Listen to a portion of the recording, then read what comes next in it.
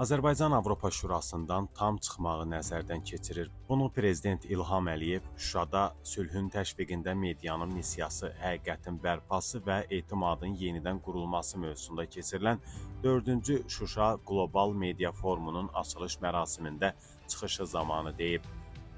Dövlət başçısı qeyd edib ki, Avropa Şurasının Parlament Assambleyasına burada başqa bir mənzərə var. Mən təəssüf edirəm ki, belə bir hal baş verib. Vaxtilə mən 2001-ci ildə Azərbaycan parlamentində üzv olduqda nümayəndə heyətinə rəhbər idim. 2 il orada çalışdım. Orada il ərzində 4 sessiya keçirildi. Mənim üçün bu xoşa gəlməz hadisə idi. 2023-cü ildə biz öz legitim hüququmuzdan istifadə edərək separatçıların əlində qalan torpaqlarımızı işğaldan azad etdik, lakin Azərbaycanı cəzalandırmaq üçün qətnamələr qəbul etdilər. Prezident bildirib ki, 2024-cü ilin yanvarında Azərbaycan nümayəndə heyətinin akreditasiyasını sual altına çəkdilər və səsvermə hüququndan məhrum etdilər. Bu sırf insan hüquqları ilə bağlı məsələ deyildi.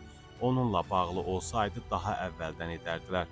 Bu sadəcə bizimlə ərazi bütövlüyümüzlə bağlı bir cəza idi. Azərbaycan nümayəndə heyəti çox müdrik qərar qəbul elədi. Onlar görüşlərdə iştirakdan imtina etdilər. Əgər bizim səs vermə hüququmuz yoxdursa, nəyə görə biz orada olmalıyıq? Buna görə də biz onların qərarlarını tanımırıq.